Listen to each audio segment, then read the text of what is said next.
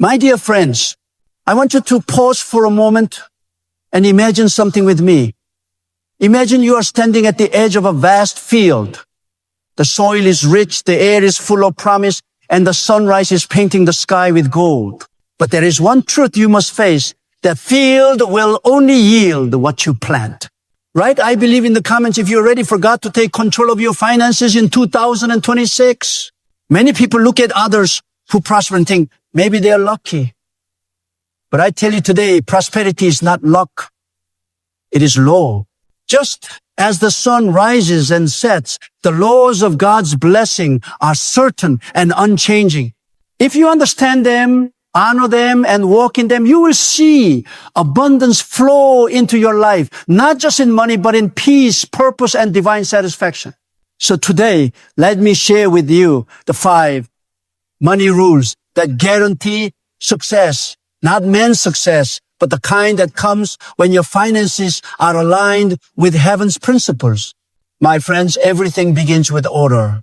And the first law of blessing is this: God must be first in everything. If God is not first in your heart, He will not be first in your harvest. Subscribe and stay connected, because every week we unlock new principles to help you grow in faith, wisdom, and financial freedom. Many people chase money and they never catch it. But those who chase purpose, those who seek the kingdom first, they attract what others are running after. Seek first the kingdom of God and His righteousness, and all these things shall be added unto you.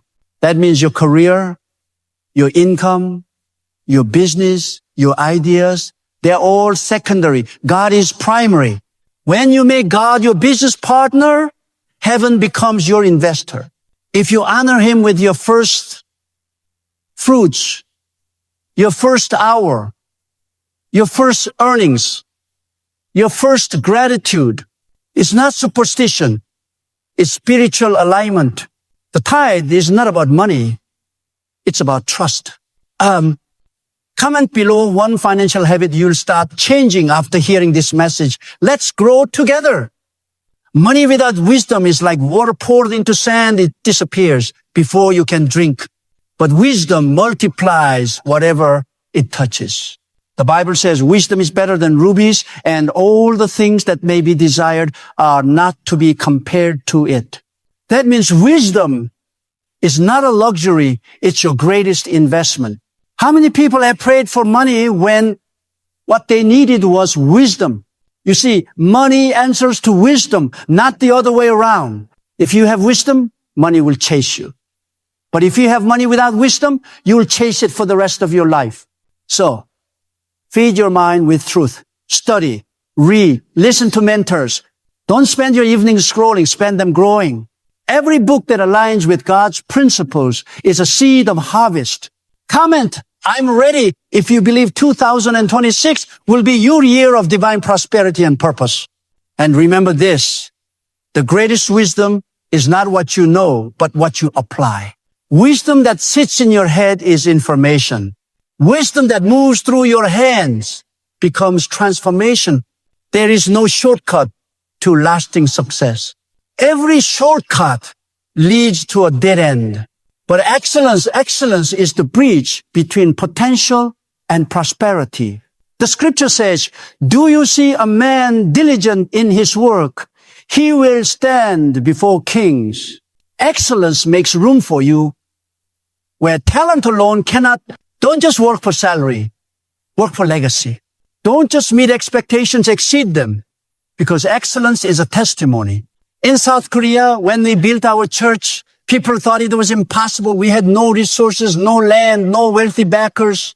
But we had faith and excellence. We prayed, we planned, and we worked with all our hearts. And the impossible became visible. Before you leave, drop a quick prayer or blessing for someone else in the comments. Let's fill this space with faith. The same power lives in you. Your workplace is your mission field. Your business is your altar. When you treat your work as worship, success becomes inevitable. Do you remember the parable of the talents? One servant hid his coin, another multiplied it, and the master said, To those who use well what they are given, even more will be given. That is a financial principle straight from heaven. God never blesses waste. He blesses multiplication. Don't say, I have nothing. Say instead, I will multiply what I have. You may not have millions, but you have an idea. You may not own land, but you have skill. You may not have a big platform, but you have faith. Start small, but start smart. Save a little, invest a little, give a little. The hands that are faithful with little will soon manage much. Remember, the seed in your hand is always smaller than the harvest in your future. Never eat your seed planted. God cannot multiply what you consume. He can only multiply what you commit. And sometimes your money seed is not cash. It's time. It's creativity. It's service. Whatever you sow, God multiplies. But you must release it first. Here lies the secret few understand. Money is not meant to be stored. It is meant to flow. When you block the flow, you block the blessing. You see, generosity is not losing, it's enlarging. Every time you give, you create space for God to refill. The Dead Sea is dead because it only receives and never gives. But the River Jordan is alive because it flows outward. So let your resources move through your hands like water through a riverbed. Bless the poor, support the kingdom, help a neighbor in need. When you do, you activate heaven's law of circulation. The Bible says, give, and it shall be given unto you good measure, pressed down, shaken together, and running over. That is not poetry. That is spiritual physics. You cannot outgive God. Every generous act plants a seed in eternity, and that seed will find its way back to your harvest in unexpected ways. Bring it all together. My beloved friends, I want you to remember this. Money is a tool, not a treasure. It is a servant, not a master. It cannot buy peace, but it can serve purpose. It cannot buy faith, but it can build futures.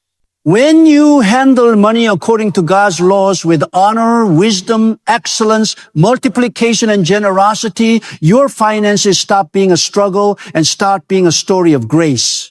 You will no longer wake up anxious about bills or worried about tomorrow, because you will know that your provision is anchored not in the economy, but in divine economy. The world system says, hold on tightly and you'll have enough. God's system says, let go and you'll overflow. My prayer for you is simple. May you become a channel of blessing, not a container. May you handle money with humility and purpose. May every dollar in your hand carry divine assignment. And may your wealth never be just about having, but about helping. When I began my ministry, we had almost nothing. But every morning I told God, I don't need money. I need you. And he replied in my spirit, if you have me, you have everything. That is the foundation of all prosperity, relationship over riches. If you keep your heart right, your hands will never be empty. So today, wherever you are, I invite you to make this declaration with me. Is greater than, Lord, I will honor you with my wealth. I will walk in wisdom. I will work with excellence. I will multiply what you've given me, and I will give generously as you have given to me. If you live by these 5 rules, not only will your finances change, your life will transform. You will walk in freedom, not fear. You will bless others, not beg.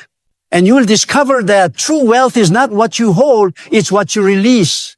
My friends, the secret to success is not in what you have, it's in who you trust.